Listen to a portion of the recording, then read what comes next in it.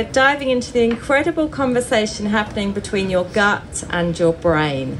This two-way chat shapes everything from stress and mood to focus, sleep, and even how we connect with others. Joining us to guide us through this fascinating world is Dr. Caitlin Hall. Caitlin's a registered dietitian, neuroscientist, and microbiome researcher specialising in the gut-brain axes and female health. She completed her PhD in neurosciences and gut microbiology at the University of Queensland and was a visiting researcher at King's College London. As head of research at Myota, she studies how prebiotic fibres can support cognitive function, lift mood, reduce inflammation, and build resilience to stress. So get ready to discover the science behind prebiotics, the gut-brain connection, and practical ways to harness this amazing system to boost your everyday health. So please join me in welcoming Dr. Caitlin Hall with her talk, Brain Food, the Role of Prebiotic Fibre in Reducing Stress. Thank you, Catherine. That's all working? Wonderful. Well, thank you so much for having me here. I am delighted to be talking about my favourite topic in the world, which is the gut-brain axis and specifically prebiotic fibre.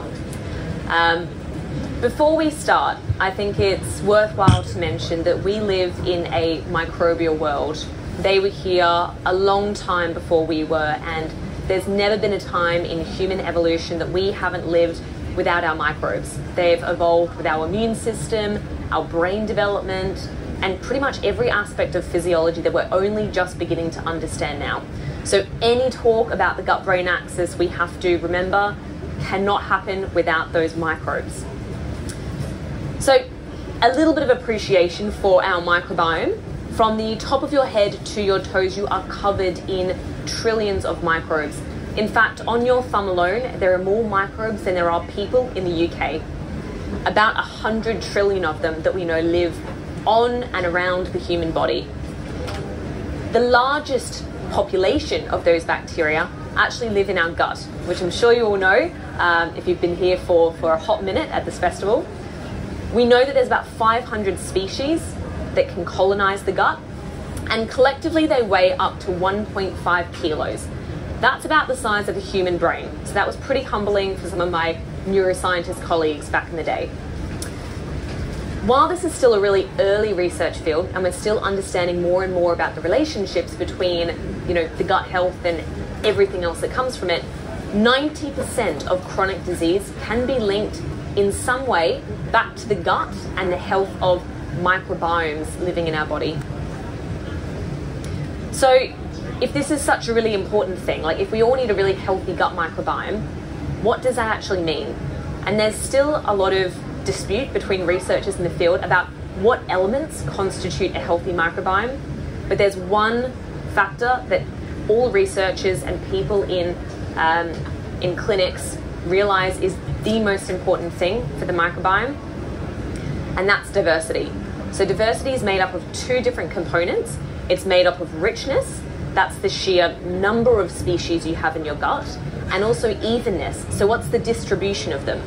And a really nice way to think about diversity is like any healthy forest ecosystem. You've got the tall canopy trees and they're providing shelter and they're regulating the temperature underneath. You've got the shrubs and the smaller trees and they're helping with nutrient stability. You've also got, birds and bees and insects and they're helping with pollination and also keeping, harmful species and their numbers in check. So we can think about the gut microbiome like you think about the forest. Different bacterial communities contribute different functions to the human body and to our health. So some bacterial groups, they'll help produce vitamins and neurotransmitters. Other groups of bacteria will help fight off harmful pathogens. And then there's another group of bacteria that help produce really important anti-inflammatory substances called short-chain fatty acids, or SCFAs, and I'll talk a little bit about this later, so just remember that word for now. But when there's imbalance in the gut, that's when we see a complete deforestation of our microbiome. So key bacterial species that really reduce in terms of their diversity. And that leads to things like gut imbalances, it leads to, sluggish bowels, it leads to even things like poor mood, stress, and anxiety. So some of the things that contribute to an imbalanced microbiome are antibiotics, absolutely life-saving, but overuse of antibiotics can completely wipe out the good and the bad bacteria in your gut. So be very cautious with how often we use antibiotics. Infection, any sort of gut infection, that also wipes out some of the good bacteria in your gut too, leaving an imbalance of the good bacteria. The carnivore diet, now don't hate me for this, I know I get a lot of hate, but people who only consume meat and they remove plants from their diet, that is possibly the worst thing that you could be doing for your gut microbiome. So please don't follow the carnivore diet. And the other one is the low FODMAP diet. So if you've heard of this one before, often it's recommended if you have something called irritable bowel syndrome or IBS. Fantastic tool to help reduce your symptoms, but we do need to be careful about how often we stay on that low FODMAP diet, because it does restrict things like plants, fibre, and all the good things that your gut bacteria thrive and need to be healthy. So there are all the terrible things, all the things that, occur, like deforestation of your gut microbiome. What are the things that we can do to improve your gut microbiome? And it's probably not going to be a surprise when I say the single most important thing for your gut microbiome is fibre. So yep, the stuff found in fruits, veggies, nuts, seeds, grains, all plant-based matter.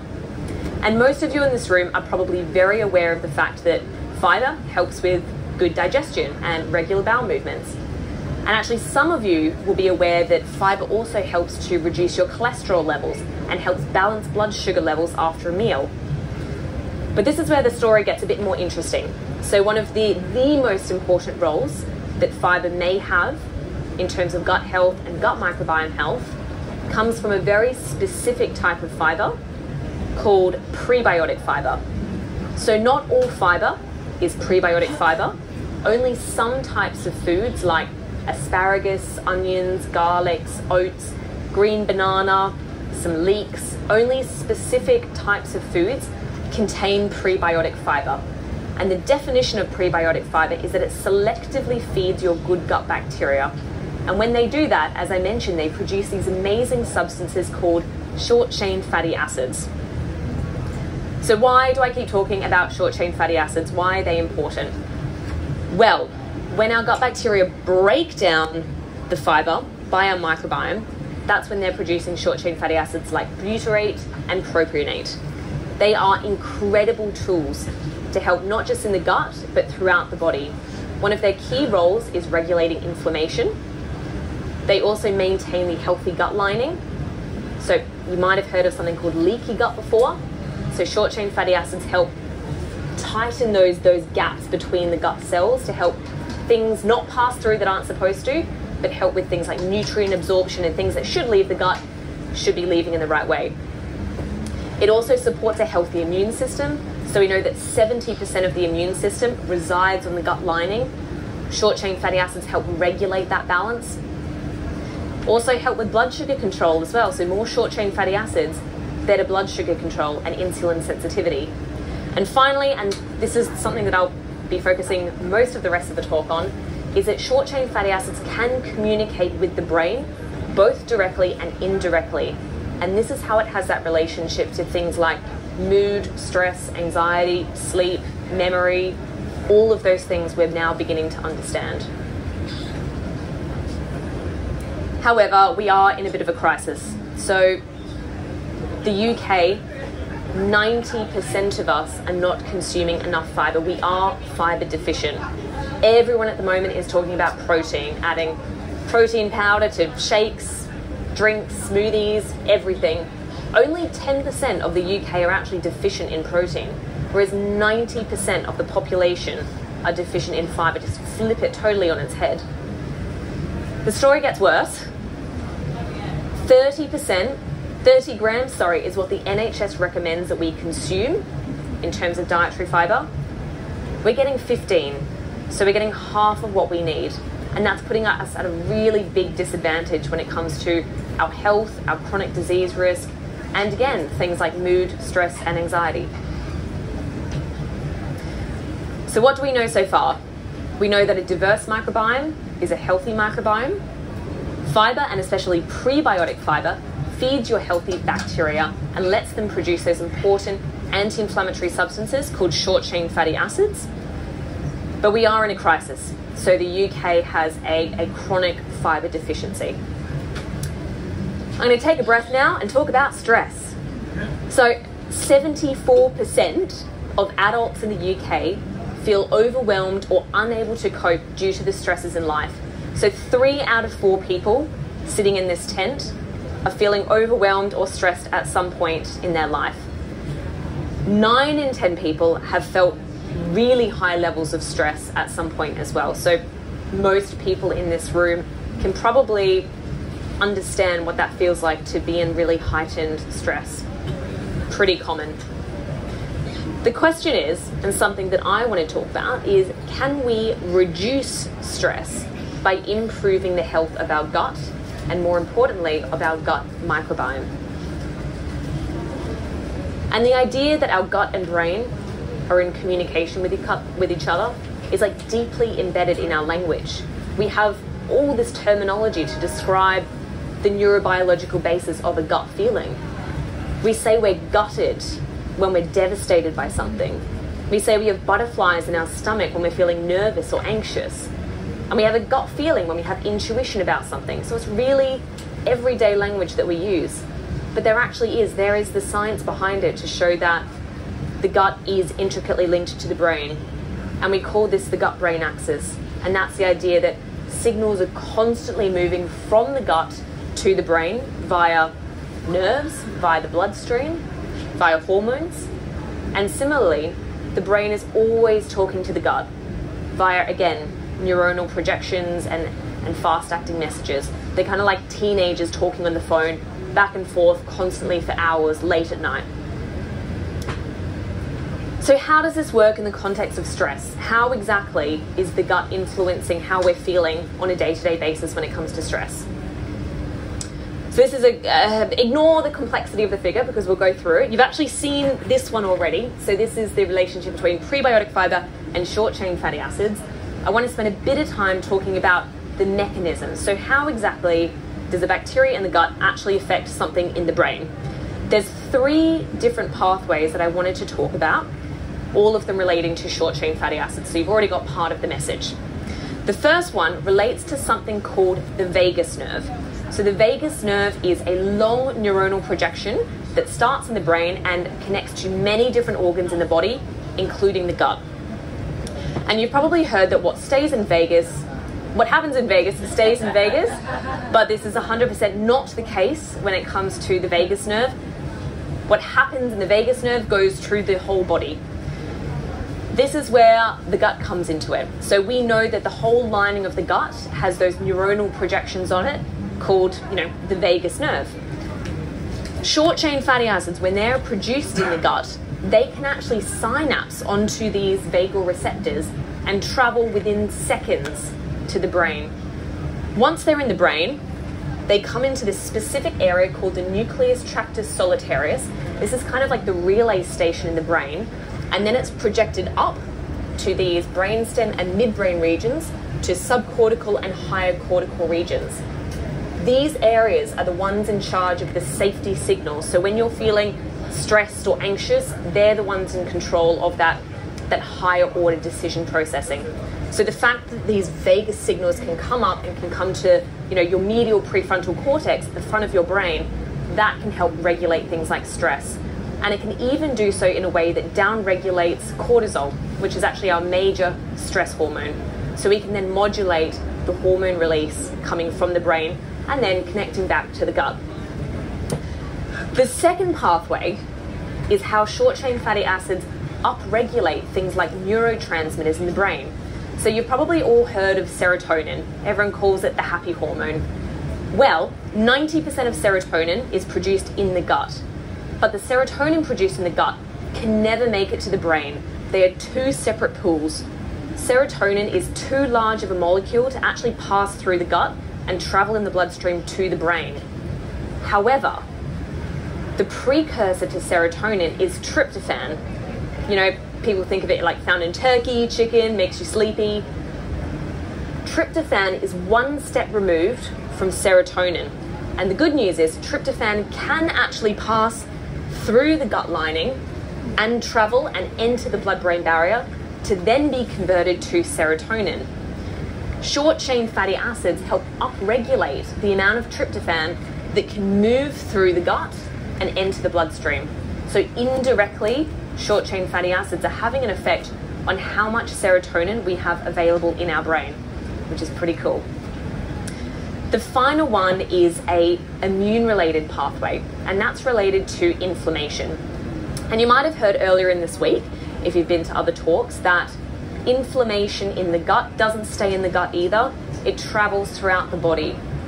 These inflammatory cytokines, these little nasty guys here, they increase the gaps between the cells, and they can pass through and have detrimental effects throughout the whole body. What short-chain fatty acids do, and we know by now, is that it regulates that inflammatory response and down-regulates the inflammation, not just in the gut, but in the brain too. So short-chain fatty acids can actually pass through the blood-brain barrier and have effects on inflammation both in the gut and in the brain, so working on both organs simultaneously.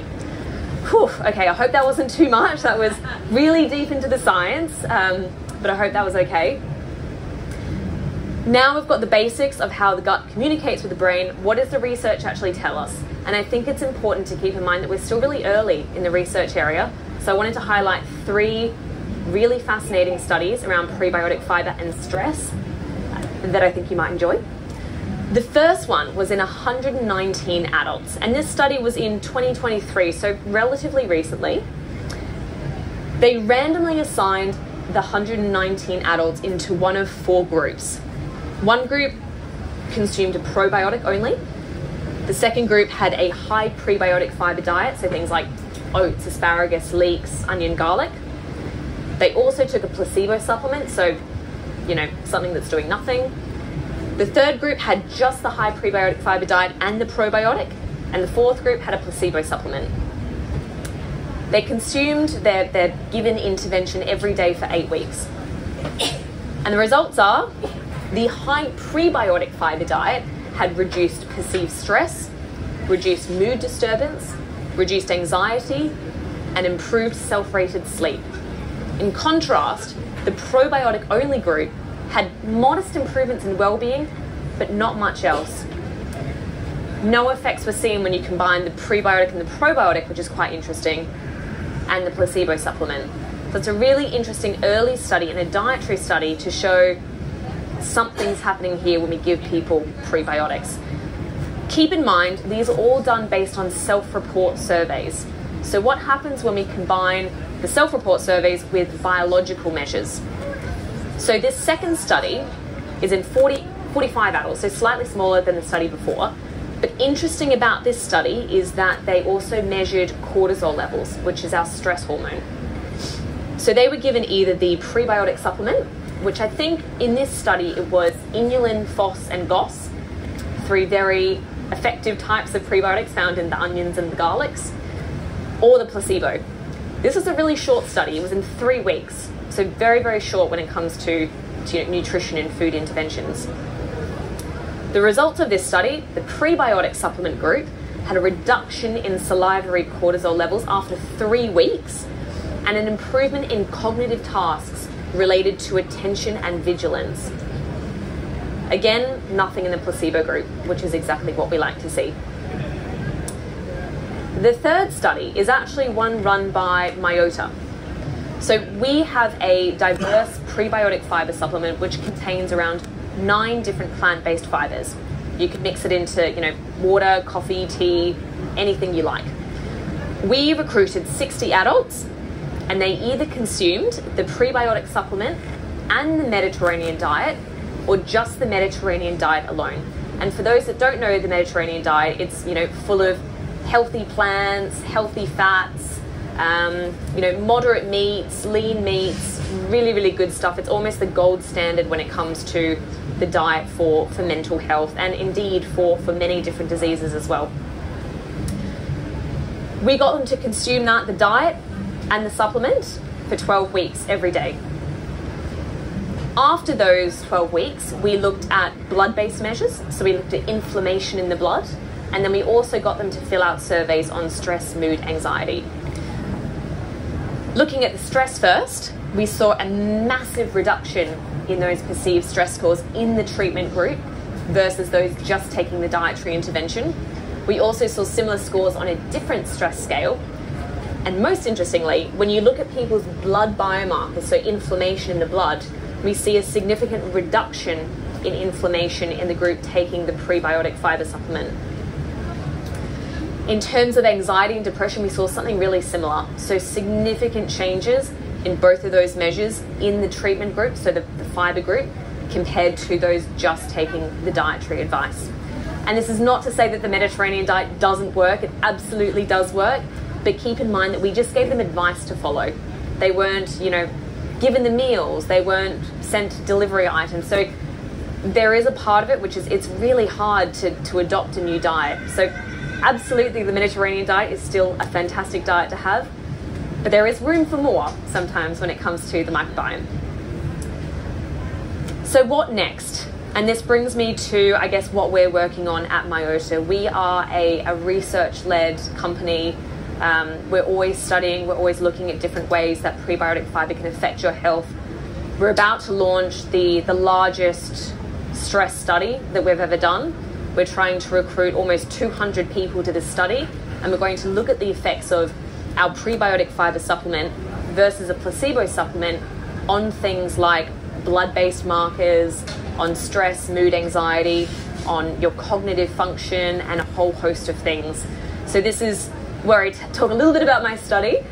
If you know anyone who might be interested in participating, or anyone who's been involved in research before, you know that it is impossible to recruit people to your study. People don't have the time or the energy to do it. They say they'll do it, but they never do. So this is my opportunity to sort of tell the world and to tell London about the study that we're running. It's a 12-week study, so very similar to our last study. We'll be getting people to visit our London clinic. It's based in Old Street twice, once at the start of the study and once at the end of the study, and they'll be given a random sachet. It'll either be the myota, the prebiotic fibre, or the placebo supplement. But don't let the placebo put you off, because we also give everyone at the end of the trial 12 weeks of myota if you were given the placebo. So no one needs to stress about not receiving anything. And we do, for your time and, all the travel of visiting the clinic twice, we do reimburse people as well. So keep that in mind. QR code is there below, but I'm also really happy to answer all your questions on fibre, the gut microbiome, research, all of the above. And thank you so much for your attention.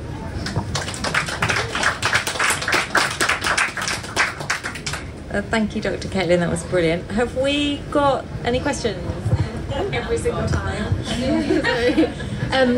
The tryptophan that goes up into the brain, does it need anything else to convert? Does it need to do anything to convert to serotonin? Is there anything that we need to do for that, or does that just magically happen? There is an enzyme in the brain. It's called TPH2. I can't remember what it stands for, tryptophan something, where it converts the tryptophan to serotonin. So yes, there is an enzyme that we require in the brain. We should already have it there, and I don't know of there's no nutritional things that we can do to... You can't be deficient in that as far as... I don't know, no. Generally, you can create enzymes from protein. Yeah. So if you're having protein in your diet, you will be producing enough of the enzyme. Yeah. And as we know, only 10% unless you're one of the 10%, people... yeah. Yeah, unless you're part of the 10%. So I may be dumbing this down a little bit, but it's my brain thinking about this. I think about the Rockefellers in the 1920s and where we've come in the last 100 years. Thousands of years, we ate fruits, vegetables, we lived off the land. And in the last 100 years, it's become fast food, it's become everything wrong, soft drinks, blah, blah, blah, blah. And I was smiling throughout, because it was like, to me, this sounds like what our ancestors did for tens of thousands of years is what you've just talked about, and we've just beautifully scientifically... am I in the right book? Exactly. I think we've sort of reverse engineered everything. and we're coming to realise that going back to those, everything unprocessed, going back to, diversity of vegetables and plants, and having, small bits of honey as your sweetener, all of those things we probably should be moving back towards. With some, supplements aren't really, but that, I completely agree. And yeah, the availability of processed foods and just the nutrient quality of food these days is nowhere near what it used to be. But that's what's been killing us the last 100 years. Yeah, exactly. Is the processed. Get rid of that. Yeah. Go back to what we did before. I think that's a nice message. There's someone called Michael Pollan. He wrote a book about it, and he said the one thing that we need to do is exactly simplify everything. Eat more plants, not too many. That's pretty much what you need to do. That's the one nutrition rule that we should probably be focusing, like diversity, plants, having balance. And toxins as well, my mum just asked. Yes. It's true. Yeah, it's 100,000 new toxins a year are coming into the environment. Which makes it confusing, right? Like it's Hence hard. probiotics. Exactly. Any other questions? I think one more question. In my life, when I was prescribed antibiotic by my doctors, I always went home, throw away, and went to the chemist and I bought probiotics. And I can tell you, I did extremely well on this. Yeah. There's actually, if you were here yesterday, I think Megan Rossi might have talked a little bit about probiotics. Anyone who needs to take antibiotics these days, there's a specific type of probiotic that you should be taking. And Megan obviously knows a lot about this, but yeah, the line of thinking is definitely right. Overuse of antibiotics is detrimental to the microbiome. But if you do have to take them, they are life-changing. But yeah, exactly what you said. Take your probiotic at the same time, or like a window 2 or 3 hours outside of it, and that will sort of attenuate some of the losses. Even with the dentist, I do the same thing. That's good. Thank you. So thank you very much.